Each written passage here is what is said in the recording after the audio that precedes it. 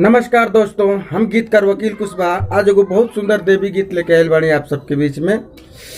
ज़्यादा समय ना लेब सुनावे खातिर सुनौला से पहले वो छोट रिक्वेस्ट बा, जे भाई भी हमारा चैनल पर अब तक पहली बार आयल बा, चैनल के सब्सक्राइब नहीं के केले तो चैनल के सब्सक्राइब कर ले और ऐसे ही सुंदर सुंदर मैटर पावे खातिर सबसे पहले सुने खातिर बेल आइकन के घंटी दबा ले ताकि सबसे पहले वो गाना के सुन सके। एकदम फ्री में कोनो सिंगर भाई हमारा चैनल से गाना लेके गा सकेला। राइटर में हमारा नाम रह दे और ये अपन नाम सिंगर की जगह पर लगा के बिल्कुल फ्री में गा सकेला। तो ले गाना का मुखड़ा सुनी। माथे मुकुट चटकार सोहे सोनवा कहार, मैया भगतन से अपना करेली खूब दुलार।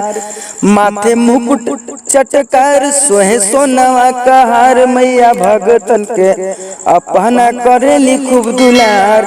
चढ़े अड़ाउलवा कमाल माई के, चढ़े अड़ाउलवा कमाल माई के। 52 गज कचड़ी चुनरी लाले लाल माई के, 52 गज कचड़ी चुनरी लाले लाल माई के। भाई लोग गाने का मुखड़ा कैसा लगा?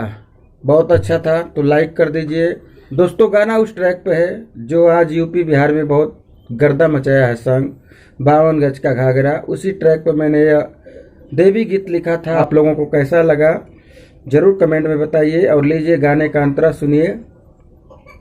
भगतन कमाई अपना राखेली ख्याल हो, घरे घरे पूजा सबकर होला हर साल हो। भगतन कमाई अपना राखेली ख्याल हो, घरे घरे पूजा सबकर होला हर साल हो। भैया छुपेला ना केहू का कुछ हाल माई से, भैया छुपेला ना केहू का कुछ हाल माई के, हाल माई से।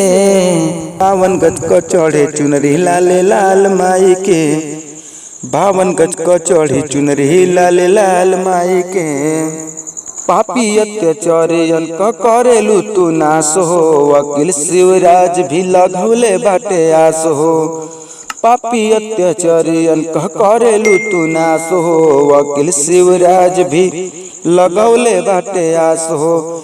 कृपा से मिलेला रोटी दाल माई के, कृपा से मिलेला रोटी दाल माई के। 52 गज को चढ़े चुनरी लाले लाल माई के, 52 गज को चढ़ी चुनरी लाले लाल माई के। दोस्तों गाना कैसा लगा कमेंट बताइए, लाइक करिए, शेयर करिए अपने दोस्तों में। और जो भाई गाना चाहते हैं बिल्कुल फ्री में गाएं। कल फिर मिलते हैं आपके बीच एक अच्छा मैटर के साथ। तब तक के लिए जय हिंद, जय भोजपुरिया समाज।